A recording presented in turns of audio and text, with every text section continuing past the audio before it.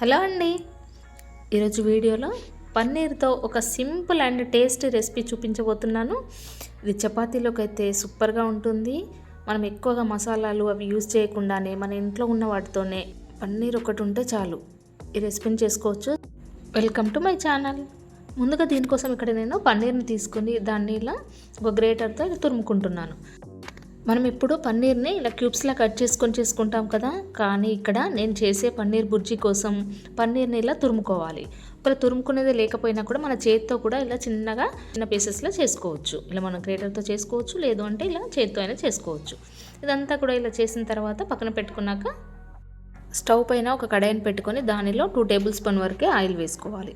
ఇలా oil heat అయిన తర్వాత ఇప్పుడు దానిలో 1/2 స్పూన్ జీలకర్ర, అలాగే 2 మీడియం సైజ్ ఆనియన్స్ని ఇలా చిన్నగా కట్ చేసుకొని వేసుకున్నాక వాటిని మంచిగా ఫ్రై చేసుకోవాలి. ఇవి ఫ్రై అవుతున్నప్పుడే దానిలో 2 పచ్చిమిర్చిని ఇలా చిన్న ముక్కలుగా కట్ చేసుకొని వాటిని కూడా మంచిగా ఫ్రై చేసుకోవాలి. నెక్స్ట్ దీనిలో 1 స్పూన్ వరకు అల్లం వెల్లుల్లి పేస్ట్ కూడా వేసుకొని అది కూడా పచ్చివాసన పోయేంత వరకు ఫ్రై చేసుకోవాలి.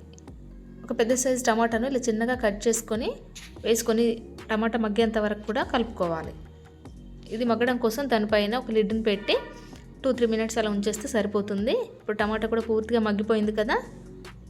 ఇప్పుడు ఒకసారి అంతా కూడా కలుపుకొని ఇప్పుడు దానిలో 1/2 స్పూన్ పసుపు, టేస్ట్కి తగ్గట్టుగా సాల్ట్ వేసుకున్నాక 1 టేబుల్ స్పూన్ కారం కూడా వేసుకొని 1/2 స్పూన్ వరకు ధనియా పౌడర్, 1/2 స్పూన్ జీరా పౌడర్, అలాగే 1/2 స్పూన్ వరకు గరం మసాలా వేసుకొని అంతా కూడా బాగా మిక్స్ చేసుకోవాలి. ఈ మసాలాలు అవన్నీ కూడా బాగా కలిసేట్టుగా ఒకసారి అంతా కలుపుకున్న తర్వాత ఇప్పుడు దానిలో మనం ఇంతకుముందు తురుముకొని పెట్టుకున్నాం కదా పన్నీర్ని, దాన్ని కూడా ఇందులో వేసుకొని అంతా కూడా బాగా మిక్స్ చేసుకోవాలి.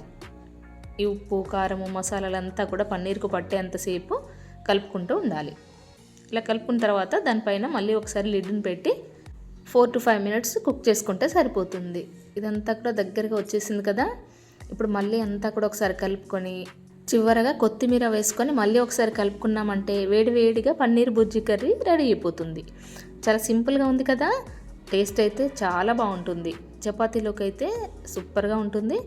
మీరు కూడా ఈ పన్నీర్ బుర్జీ కర్రీని ఈ స్టైల్లో ఒకసారి తప్పకుండా ట్రై చేసి చూడండి. సో ఈ వీడియో కనుక మీకు నచ్చినట్లయితే లైక్ చేసి షేర్ చేయండి, అలాగే సబ్స్క్రైబ్ చేయండి. Thanks for watching.